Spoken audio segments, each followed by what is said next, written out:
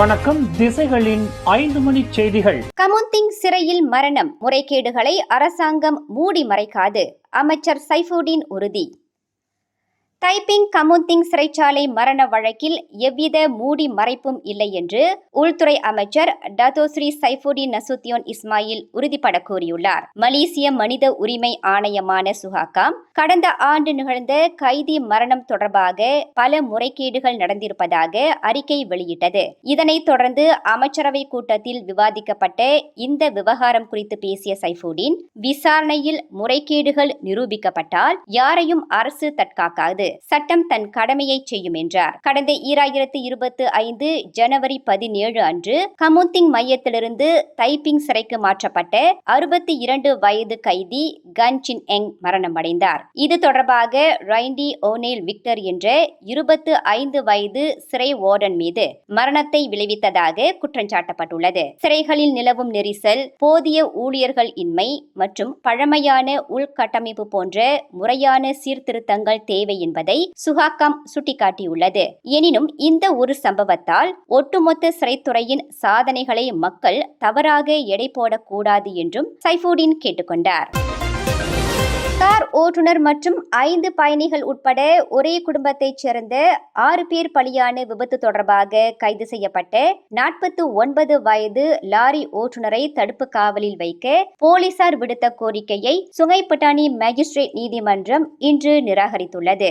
இதனைத் தொடர்ந்து நீதிபதி அஸ்லான் பஸ்ரி குற்றம் சாட்டப்பட்டவரை விடுதலை செய்யுமாறு உத்தரவிட்டுள்ளார். பினாங்கு பெர்தாமிலிருந்து கெடா முர்போக் நோக்கி சென்று கொண்டிருந்த புரோட்டோன் X50 கார் கம்போங் பாரு பினங் துங்கால் பகுதியில் மண் ஏற்றி வந்த லாரியுடன் மோதியதில் ஒரு குழந்தை உட்பட 6 பேர் உயிரிழந்ததுடன் 3 வயது சிறுமி படுகாயமடைந்தார். இச்சம்பவம் குறித்து கெடா மாநில போலீஸ் தலைவர் அட்ஸ்லி அபுஷா கூறுகையில், லாரி ஓட்டுநரிடம் முறையான ஓட்டுநர் உரிமம் இருந்தது என்றும் விபத்தின் போது அவர் அனுமதிக்கப்பட்ட வேக வரம்பிற்குள் தான் லாரியை ஓட்டினார் என்றும் தெரிவித்தார். அவருக்கு நடத்தப்பட்ட போதைப் பொருள் பரிசோதனையில் எவ்வித தடயமும் இல்லை என்றாலும் அவரிடம் தீர்க்கப்படாத 4 சம்மன்கள் உட்பட மொத்தம் 7 போக்குவரத்து சம்மன்கள் இருப்பது சோதனையில் தெரியவந்துள்ளது. ஆபத்தான முறையில் வாகனத்தை ஓட்டி மரணத்தை விளைவித்த குற்றச்சாட்டின் கீழ் போலீசார் தொடர்ந்து விசாரணை நடத்தி வருகின்றனர்.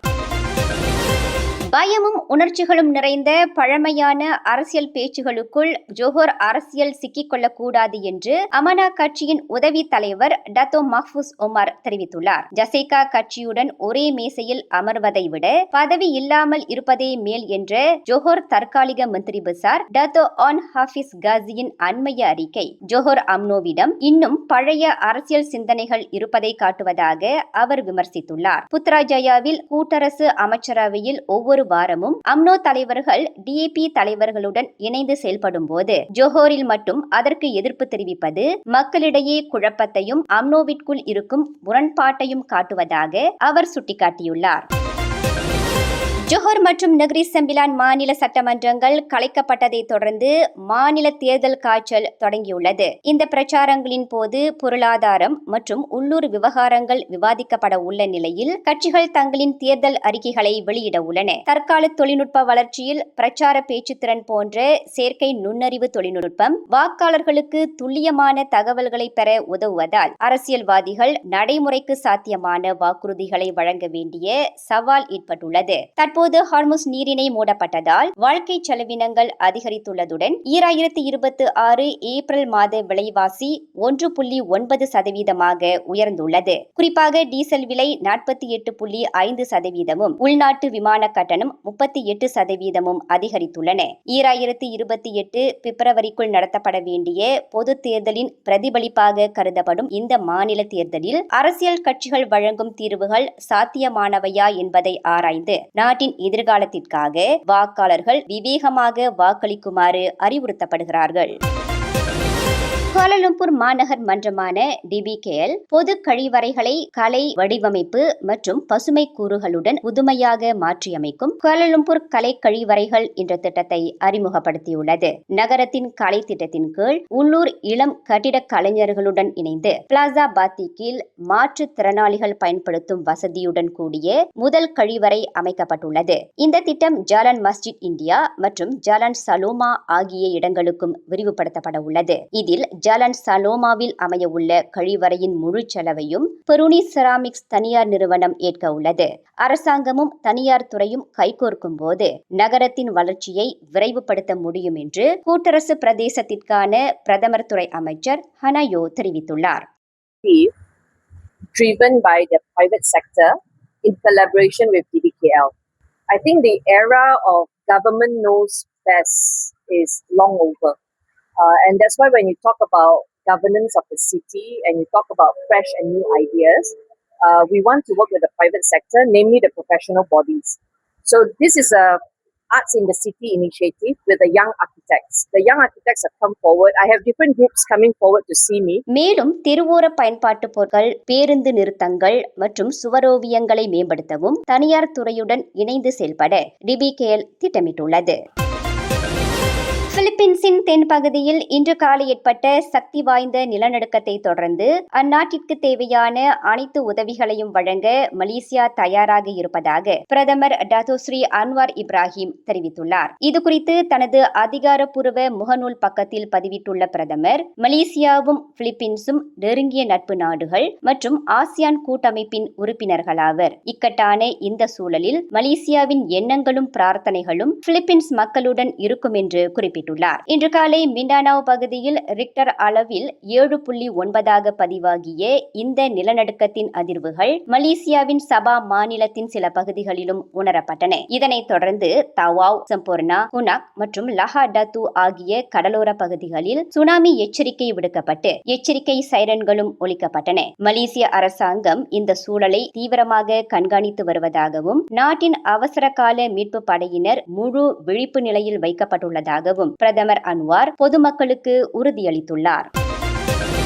சிலாங்கூர் சபா பெர்னாமில் உள்ள ஓர் இடைநிலை பள்ளியின் 15 வயதுடைய 6 மாணவிகளுக்கு எதிராக பள்ளி வகுப்பறை, கார் உள்ளிட்ட இடங்களில் பாலியல் அத்துமீறலில் ஈடுபட்டதாக 45 வயதான இசை ஆசிரியர் ஒருவர் கில்லான் செஷன்ஸ் நீதிமன்றத்தில் இன்று குற்றஞ்சாட்டப்பட்டார். இடி ஜோஹன் முகமது ஜோடி என்ற அந்த இசை ஆசிரியர் மீது 14 குற்றச்சாட்டுகள் சுமத்தப்பட்டுள்ளன. நீதிபதி ஷரீஃபா ஹஸ்டிண்டி சைட் ஓமார் முன்னிலையில் இக்குற்றச்சாட்டுகள் வாசிக்கப்பட்ட போது அவற்றை மறுத்து அந்த ஆசிரியர் விசாரணை கோரினார். குற்றவாளி என்று நிரூபிக்கப்பட்டால் சிறை தண்டனை மற்றும் பிறம்படி தண்டனை விதிக்க வகை செய்யும் 2017ஆம் ஆண்டு குற்றவியல் சட்டத்தின் கீழ் அந்த இசை ஆசிரியர் குற்றச்சாட்டை எதிர்நோக்கியுள்ளார். கடந்த 2025ஆம் ஆண்டு முதல் இவ்வாண்டு பிப்ரவரி மாதம் வரை சபா பெர்னாம் வட்டாரத்தில் ஒரு வீட்டிலும் காரிலும் அந்த ஆசிரியர் இக்குற்றங்களை புரிந்ததாக நீதிமன்றத்தில் தெரிவிக்கப்பட்டது.